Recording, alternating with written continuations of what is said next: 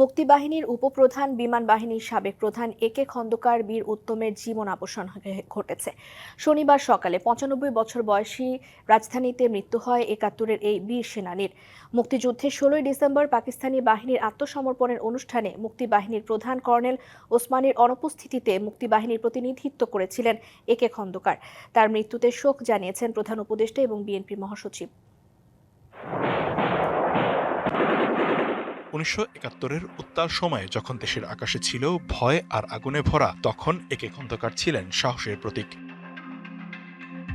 আকাশপথে দখলদার বাহিনীর বিরুদ্ধে প্রতিরোধ গড়ে তুলতে তার নেতৃত্ব মুক্তিকামী মানুষের মনে জাগিয়েছিল স্বাধীনতার স্বপ্ন। একে খন্দকার পাকিস্তান বাহিনীতে কমিশন পান ১৯৫২ সালে। ১৯৬৯ সালে তিনি পাকিস্তান বাহিনীর ঢাকা ঘাঁটিতে উইং কমান্ডার হিসেবে বদলি হয়ে আসেন। ১৯৭১ সালের মার্চ মাসে গ্রুপ ক্যাপ্টেন হিসেবে ঢাকা সেনানিবাসে কর্মরত ছিলেন একে খন্দকার। যুদ্ধের শুরুতেই তিনি যুদ্ধে যোগদানের সিদ্ধান্ত নেন।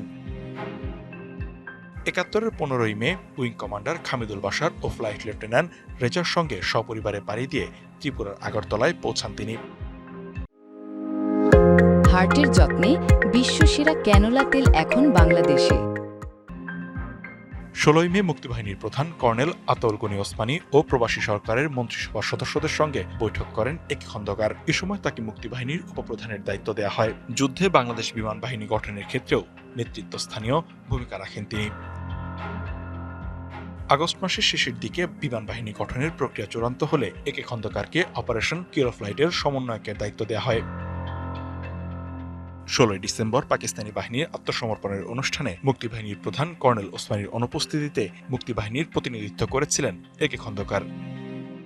তার লেখা ১৯৭১ ভেতরে ও বাইরে বাংলাদেশের মুক্তিযুদ্ধের ইতিহাসের আলোচিত একটি গ্রন্থ।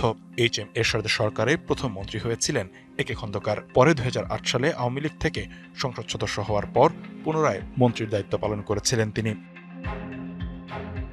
বিজয়ের মাসে তার মৃত্যুতে দেশ একজন বীর মুক্তিযোদ্ধা, দক্ষ সামরিক নেতা ও প্রাজ্ঞ রাষ্ট্রনায়ককে হারালো।